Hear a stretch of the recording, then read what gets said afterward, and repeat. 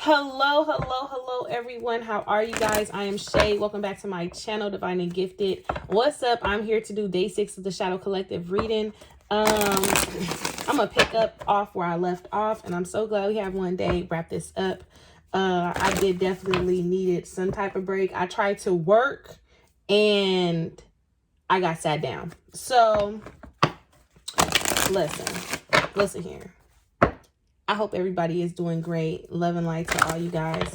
So, yeah. Let me tap right in. Spirit, what messages do you have for the collective? Death. Okay. What messages do you have for the collective? Working in their highest good for their highest favor. Asking for messages full of unconditional love, light, healing, truth, clarity, and understanding, please. Also asking for messages full of unconditional love and light. That is important to align with their soul's growth and healing, and what it is they need to heal when it comes to their shadow. Spirit, please and thank you. Protect our energy, our aura, our space, our frequency as we enter into the sacred divine space. Ashe, ashe, ashe. So let's see what we got here. So we have grief. The bottom of the deck, we do have relationships. And this is being able to move past. It's like, it says, I understand that losing something is an opportunity to appreciate it.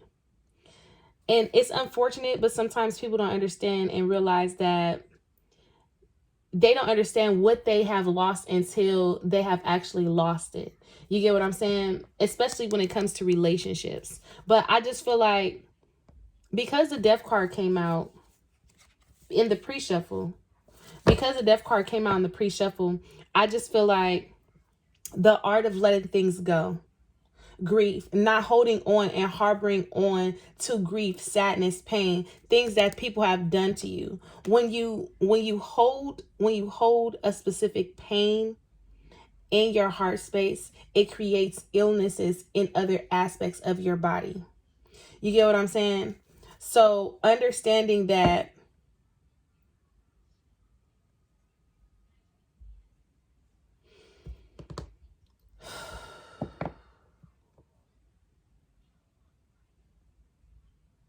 it's okay to forgive people.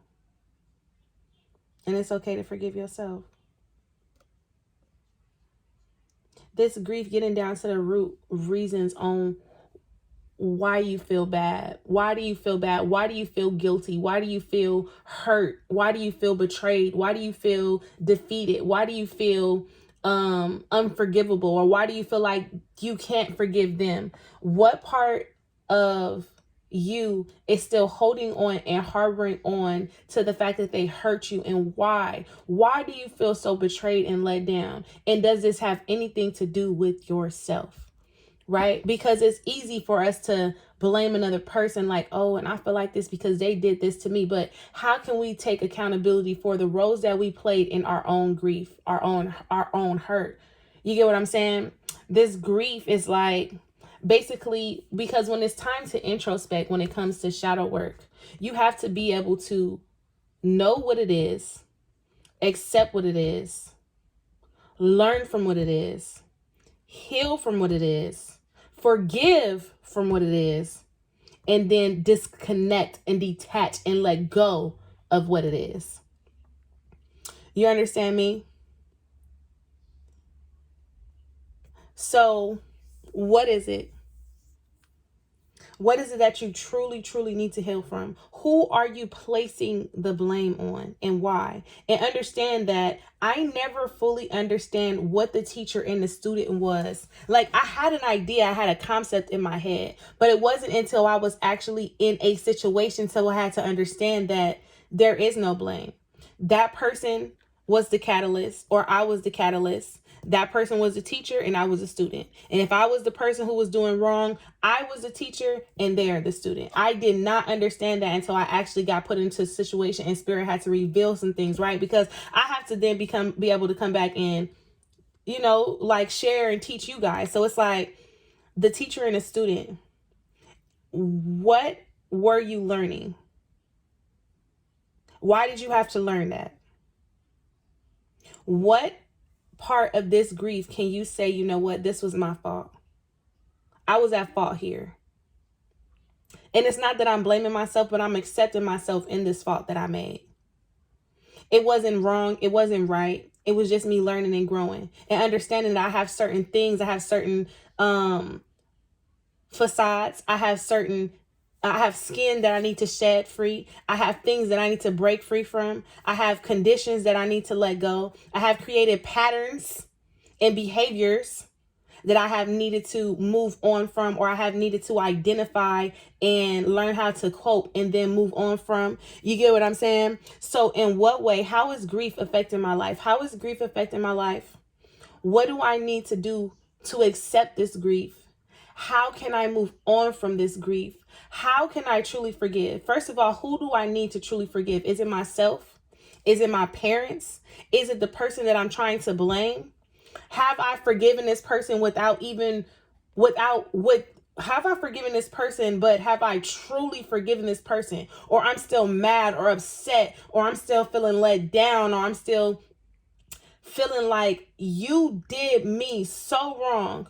Why do you feel like at the time you deserved what it was that caused the grief in the first place? Because if you didn't feel like you deserved it, then you would not have compromised your self-worth and your self-value. I hope I'm putting this into perspective the best way that I can. Especially when it comes to relationships. We go through certain things in relationships. Look, growth is here with imagination, and understand that this is all in the mind. And having a healthy mind is having a healthy soul, because it's like when you can monitor your thoughts, when you can stop telling yourself these hateful thoughts and ideas, when you can actually control what it is you're thinking about, when you can actually break free from outdated beliefs and versions of yourself. Need to be something that you've personally experienced, that you've started to create a pattern around, or it could be something that someone else has put on you. You get what I'm saying? But when you can actually fully know and understand that your thoughts is what's causing this pain and this grief. How is your thoughts being affected? How is your thoughts affecting how you are handling this current situation? Okay. But going back here with this relationship and this growth, and I need you guys to know and understand that relationships bring in the most growth. They are the direct mirrors of the things that we need to work on. And oftentimes we're able to point out and identify where they're lacking, what they're doing, why they're doing this, but we don't never take the time to reflect and see what we lack, how we can do better, how we can become better. And then we tarnish the relationship to the point to where it's unreconcilable, and now we're left to pick up the grief, the broken pieces of our own heart. And then we blame them, and no one ever really heals. We just move on, we move forward. And this creates a pattern. And now every time I get into a relationship, I'm still harboring onto this grief from 5 years ago. I'm still harboring onto this grief from childhood. I'm still harboring onto this grief from whoever it was that came before you, that I have never fully healed from, but I only moved away from. And since I moved away from it, I never really accepted it. And since I didn't accept it, I allowed you to treat me like this, because I never fully accepted the pain that I've went through in the past, because I've never fully accepted how I really, really, truly, wholeheartedly feel about you, about this situation, about my life, about just in general, because I've never been able to accept this. Now I've allowed you to treat me some type of way in this relationship. Because I feel like I've caused you pain, because I feel like I've hurt you, I now feel guilty. And I now feel like the things that I'm going through in this relationship is because of me. And I blame myself. So I accept the abusive behavior. I accept the abusive conversations. I accept the excessive cheating. I accept these things. And I accept these things because I don't feel like I deserve, because I'm still holding on to pain and grief of either that I've caused you, you've caused me, someone else gave me, but I'm holding on to this. I'm harboring on to it. And I haven't really learned the art of letting something go sending it away, surrendering, and receiving the new. Okay, so let's look into where our energy should be. Because I just seen 10-10, baby. Okay. This is actually dope because I haven't even had a repeated message as of yet. Spirit, when it comes to the shadow, where should the collective focus be? Working in their highest good for their highest favor, please. When it comes to the shadow. Am I getting enough rest to restore my energy to fully show up in my life? Oh, I read this already. I did. As soon as I say that, right? Thank you. It says, do I surround myself with people who lift me up? What type of, and this had a lot to do with relationships. What does your relationships look like in your life? What do they look like? Do you need to just be by yourself for a minute? And then when you heal when you heal the grief and the wounds, when you heal the toxicity within you, then you can actually start calling these people to you? Or do you actually have healthy people in your circle that you kind of distance yourself from, that you kind of pull yourself away from because you have this grief? Or do you have toxic people in your life that in one way, form, shape, or fashion make you feel even worse or make you feel even more guilty about how you feel? The reflection of your relationships with people is a reflection of yourself. The reflection of your relationships with people is a reflection of your life. You understand me? You understand me? You understand me? Do I surround myself with people who lift me up? The people with whom we surround ourselves determine who we become. Does your tribe fill you up? Do they inspire you? Do they believe in you? Do they help you step into your greatest potential? Let's talk about it. Does your tribe, what'd that say? Does your tribe fill you up? Do they inspire you? Do they believe in you? Do they help you step into your greatest potential? And if they do not do that, why are you still holding on and attaching yourself to people who no longer belong in your life because you have outgrown them? Why are you still holding on to people in your life that is adding to your grief? That's tampering with your self-esteem. That's tampering with your healing process, your growth process. That's stunting your growth. This is a blockage. This means you're not growing because you're holding on to these griefs, and you're holding on to these griefs in these relationships. And this affects the way that you see, think, feel, act, and be. This is right here. It's affecting it. It's health. It's health. Okay? And a lot of these people that you have around you are jealous of you. They're jealous of your light. They're jealous of your spark. They're jealous of you, your essence, the person of the who you are. And they don't see the true beauty in themselves. So they try to bring you down, or they see that they're miserable, or they see they've made certain decisions and mistakes, or they can't take accountability for their own whatever their grief is. So they nitpick and they poke at yours. Okay? But today's soul action says, make a desired list of the type of people with whom you wish to surround yourself, and clarify if there is anyone in your life who no longer serves you. Can you love them from a distance? Who do you need to love from a distance? Who in your life currently that you need to love from a distance? Who is that? What is that relationship like? Why have you been allowing this energy in and out of your life? Why have you been attaching yourself to this energy? Hopefully I'm talking to somebody out there, okay? Give me a thumbs up. Thank you. Hit the thumbs up button. If you're new here, hit the subscribe button and the notification bell. Thank you. And what is it that the collective needs to surrender to when it comes to this grief? Bam. Joy. What's stopping me from my true happiness? My true peace? What is stopping that? What's stopping that? I need one more. Fear of change. What is this? Outdated beliefs about myself. This is everything that I just said and talked about. Surrender to prayer. That's you giving everything over to the divine. Okay, and then wondering, oh, this is about you believing that you deserve the very, very fucking best. And the more you hold on to grief, the more you hold on to fear, the more you hold on to people, places, and things out of fear, the more you act out of fear-based thinking, thoughts, and behavior, the more you will not be able to be the greatest, best version of yourself. And that means that all your abundance, all your success, all your prosperity is going to be at a halt.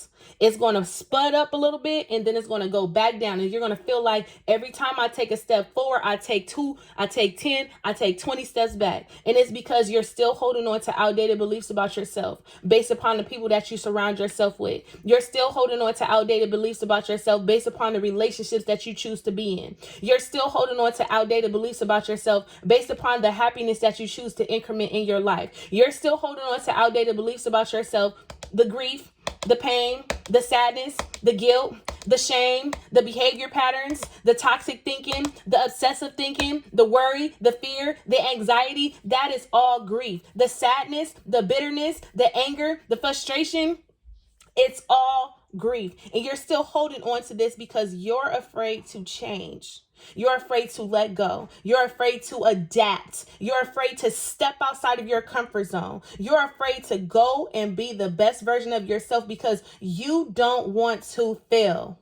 You don't want to fail. You just want to succeed. And success right now looks like comfortability to you. But then you get into this place, you get into this space, you get into this atmosphere within your surroundings. And you're like, I don't fit here anymore. I don't belong. So then you start to slowly but surely break free. But something comes back in to remind you that you have been lying dormant and stagnant for so long that anything outside of this is going to be chaos. You don't know if you're going to swim or if you're going to sink. But I guarantee you one thing, I would rather swim than fucking sink. So what is it about you that you're holding on to this pain, this grief, this sadness? What is it? What is it? And why are you still holding on to this?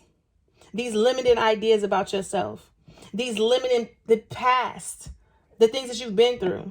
Why is it so hard for you to step outside your comfort zone? What is this? Okay.